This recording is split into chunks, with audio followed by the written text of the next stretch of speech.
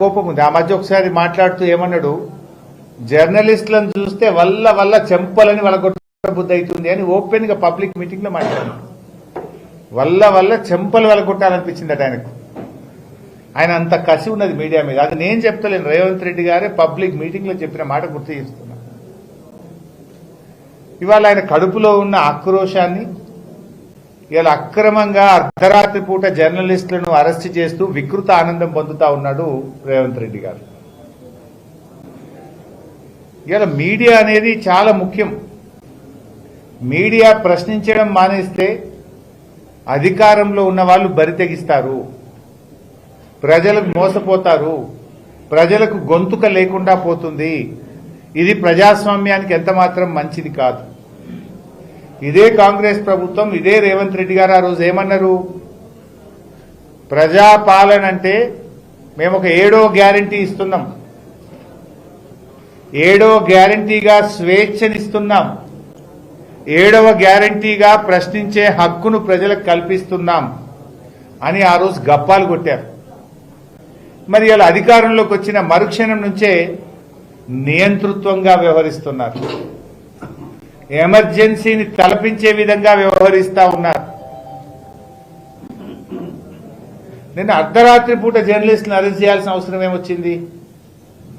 ఆ జర్నలిస్టులు ఏమైనా తీవ్రవాదులా, టెర్రరిస్టులా, సంఘ విద్రోహ శక్తుల, బడా బ్యాంకుల్ని లూటీ చేసినటువంటి ఆర్థిక ఉగ్రవాదుల? ఎందుకు అంత అర్ధరాత్రి పూట అరెస్ట్ చేసినావు?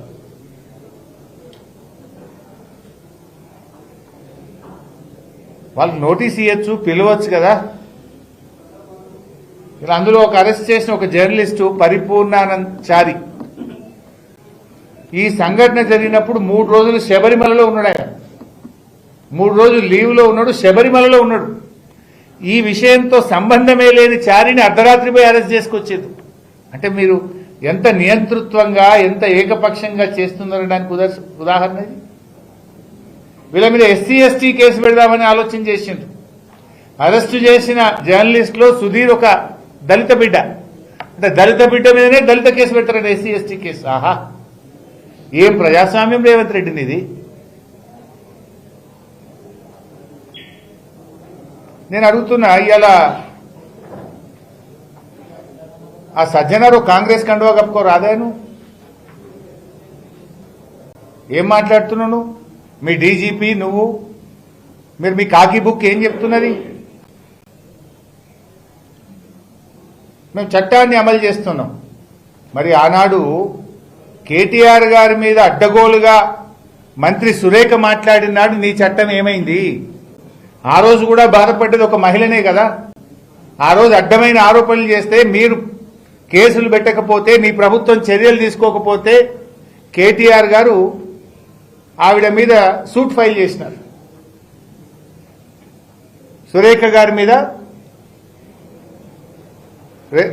కేటీఆర్ గారు కేసు వేసినారు. ఏం కేసు అంటే మన డిఫమేషన్ సూట్ వేశారు కేటీఆర్ గారు. మరి ఆ రోజు మీకు కేసు ఎందుకు పెట్టలే? ఆ రోజు నీ చట్టం నిద్రపోయిందా సజ్జనార్?